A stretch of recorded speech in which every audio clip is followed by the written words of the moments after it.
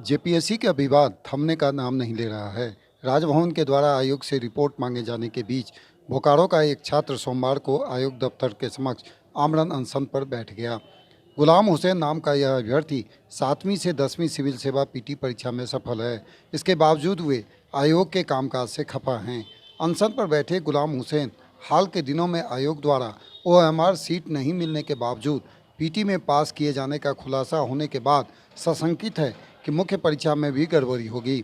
सड़क किनारे राष्ट्रीय ध्वज लगाकर जेपीएससी के सामने अनशन पर बैठे गुलाम हुसैन ने ईटीवी भारत से बात करते हुए कहा कि जेपीएससी के बजाय यूपीएससी से मुख्य परीक्षा कराया जाए। देखिए, वजह तो पूरा पता है, झारखंड के हर एक लोगों को पता है कि आज 7वीं जेपीएससी का क्या हिस्ट्री और ज्योग्राफी रहा है।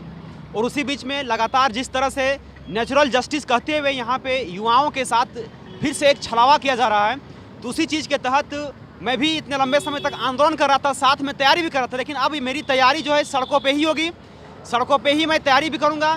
और मैं जेपीएससी मेंस का फॉर्म भी भर चुका हूं। और इस समय जेपीएससी ने लगातार जिस तरह से गड़बड़ियां की हैं, धांधली की हैं, और ये पहला जेपीएससी से लेकर के अब तक 7वां से 10वां जेपीएससी तक का इतिहास रहा है कि विवादों से घिरती आई है। और इसीलिए जेपीएससी में मुझे भरोसा नहीं है और मैं इसीलिए मेंस का फॉर्म भर चुका हूँ, मैं तैयारी भी कर रहा हूँ। लेकिन मैं जेपीएससी के इस एग्ज़ाम को बाइकआउट करूँगा, क्योंकि जब तक से ये एग्ज़ाम यूपीएससी कंडक्ट नहीं करेगी मैं एग्ज़ाम नहीं लिखूंगा।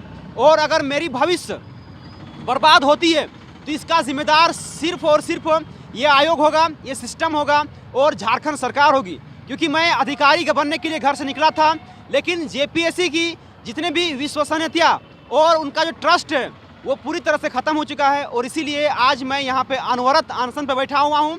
जब तक से हमारा ये एग्ज़ाम यूपीएससी कंडक्ट नहीं कराएगी तब तक मैं इस एग्ज़ाम को बाइकआउट करूँगा। मैं तैयारी भी करूँगा, मैं पढ़ते रहूँगा, लेकिन साथ साथ लड़ते भी रहूँगा।